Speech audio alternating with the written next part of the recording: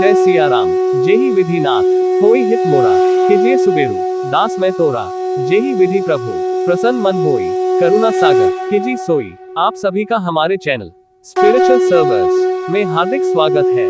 आपका दिन शुभ हो। चैनल को लाइक फॉलो सब्सक्राइब करना ना भूले।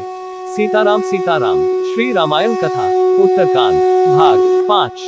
पूर्ववासियों में अशुभ चर्चा। जब अयोध्या में शासन करते हुए बहुत समय बीत गया, तब एक दिन रामचंद्र जी सीता के गर्भवती होने का समाचार पाकर अत्यंत प्रसन्न हुए।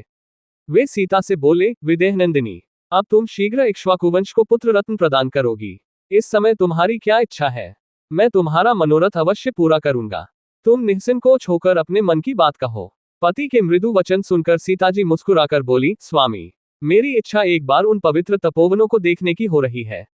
मैं कुछ समय उन महर्षि तपस्वियों के पास रहना चाहती हूँ जो कंदमूल फल खाकर गंगा के तट पर तपस्या करते हैं। कम से कम एक रात्रि वहां निवास करके मैं उन्हें उग्र तपस्या करते देखना चाहती हूँ। इस समय यही मेरी अभिलाषा है। हृदयेश्वरी की अभिलाषा जानकर रघुनंदन बोले, सीते, तुम्हारी अभिलाषा मैं अवश्य पूरी करूंगा। तुम निश्चिंत रहो। कल प्रातःकाल ही मैं तुम्हें गंगा तटवासी ऋषियों के आश्रम की ओर भेजने की व्यवस्था करा दूंगा। सीता को आश्वासन देकर श्रीराम राजदरबार में चले गए। राजदरबार से निवृत्त हो वे अपने मित्रों में बैठकर हास्य विनोद की वार्ता करने लगे। मित्र मंडली में उनके बाल सखा विजय, मधुवत, काश्यप, मंगल, कुल, सुराजी, कालिय, भद्र, दंतवक्त्र और सुभागत थे। बातों ही बातों में रामचंद्र ने पूछा, भद्र, आजकल नगर में किस बात की चर्चा विशेष रूप से होती है? नगर और जनपद के लोग मेरे, सीता, भरत, लक्ष्मण आदि भाइयों और माता कैकेयी के विषय में क्या क्या बातें करते हैं? प्रायः देखा जाता है कि राजा यदि आचार विचार से हीन हो तो सर्वत्र उसकी निंदा होती है। भद्र ने उत्तर दिया, सौम्य, सर्वत्र आपके विषय में अच्छी ही चर्चा सुनने को मिलती है।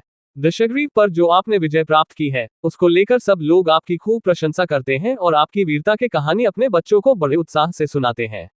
रामचंद्र बोले, भद्र, ऐसा नहीं हो सकता कि सब लोग मेरे विषय में सब अच्छी ही बातें कहें। कुछ ऐसी भी बातें हो सकती हैं जो उन्हें अच्छी न लगती हो। संसार में सभी प्रवृत्ति के लोग होते हैं, इसलिए तुमने जो कुछ भी सुना हो निश्चिंत होकर बेखटके कहो। यदि उन्हें मुझमें कोई दोष दिखाई देता होगा तो मैं उसे दूर करने की चेष्टा करूंगा। ये सुनकर भद्र बोला, वे कहते हैं कि श्रीराम ने समुद्र पर पुल बांधकर ऐसा दुष्कर कार्य किया है जिसे देवता भी नहीं कर सकते। रावण को मारकर वानरों को भी वश में कर लिया, परंतु एक बात खटकती है। रावण को मारकर उस सीता को घर ले आए जो इतने दिनों तक रावण के पास रही। फिर सीता से घृणा करने के बजाय उन्होंने उसे कैसे अपने पास रख लिया? भला सीता का चरित्र क्या वहां पवित्र रहा होगा?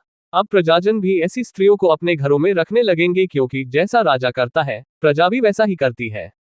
इस प्रकार सारे नगर निवासी भिन्न भिन्न प्रकार की बातें करते हैं। भद्र की बात का अन्य साथियों ने भी यह कहकर समर्थन किया कि हमने भी ऐसी बातें लोगों के मुख से सुनी है। सबकी बात सुनकर राजा राम ने उन्हें विदा किया और इस विषय पर गंभीरतापूर्वक विचार करने लगे। फिर उन्होंने द्वारपाल को आज्ञा देकर अपने तीनों भाइयों को बुलाया। भाइयों ने आकर उन्हें सादर प्रणाम किया और देखा श्रीराम बहुत उदास हैं तथा उनके नेत्रों में आंसू डबडबा रहे हैं। श्रीराम ने बड़े आदर से अपने भाइयों को अपने पास बिठाकर कहा, बंधुओं, मैंने तुम्हें इसलिए बुलाया है कि मैं तुम्हें उस चर्चा की जानकारी दे दूं जो पूर्ववासियों में मेरे और सीता के विषय में चल रही है। उनमें सीता के चरित्र के विषय में घोर अपवाद फैला हुआ है और मेरे विषय में भी उनके मन में घृणा के भाव हैं। लक्ष्मण, ये तो तुम जानते ही हो कि सीता ने अपने चरित्र की पवित्रता सिद्ध करने के लिए सबके सामने अग्नि में प्रवेश किया था और उस समय स्वयं अग्निदेव ने उन्हें निर्दोष बताया था। इस प्रकार विशुद्ध आचार वाली सीता को स्वयं देवराज इंद्र ने मेरे हाथों में सौंपा था। फिर भी अयोध्या में यह अपवाद फैल रहा है और लोग मेरी निंदा कर रहे हैं। मैं लोक निंदा के भय से अपने प्राणों को और तुम्हें भी त्याग सकता हूँ, फिर सीता का परित्याग करना तो मेरे लिए तनिक भी कठिन नहीं होगा। इसलिए लक्ष्मण, कल प्रातः तुम सारथी सुमंत के साथ सीता को ले जाकर राज्य की सीमा से बाहर छोड़ाओ। गंगा के उस पार तमसा के तट पर महर्षि वाल्मीकि का आश्रम है, उसके निकट उन्हें छोड़कर लौट आना। मैं तुम लोगों को अपने चरणों और जीवन की शपथ देता हूँ, मेरे निर्णय के विरुद्ध कोई कुछ मत कहना। सीता ने गंगा तट पर ऋषियों के आश्रम देखने की इच्छा प्रकट की थी, वह भी पूरी हो जाएगी। फिर गहरी सांस भरकर नेत्रों में आए आंसू पोंछकर वे मौन हो गए। जय जय सिया राम। हे रामा पुरुषोत्तमा नरहरे नारायणा केशवाय, गोविंदा गरुड़ध्वजा गुणनिधे दामोदरा माधवा। हे कृष्ण कमलाप्ते यदुक्ते सीताप्ते श्रीप्ते, वैकुंठादित्य चराचर पते लक्ष्मीप्ते पाहिमाम। सियावर रामचंद्र की जय। उमापति महादेव की जय। आगे की कथा भाग 6 कल आपको पुनः मिलेगी। आप सभी का दिन शुभ हो। हमारे चैनल पर बने रहने के लिए लाइक, फॉलो और सब्सक्राइब करना ना भूलें। जय जय सिया राम।